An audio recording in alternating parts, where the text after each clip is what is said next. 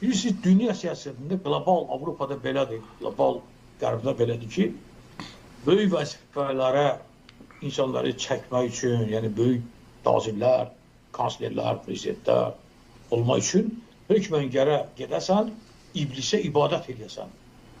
Və dünyanın veduş dövlətləri, böyük dövlətlərin kəşfiyyat orqanları, hətta bayaq dediyiniz yəni bəzi dini mərkəzlər, yəni şeytana xidmət edənlər, onların bu işdə bilavasitə əlaqələri var və burada rituallar var, xüsusi rituallar.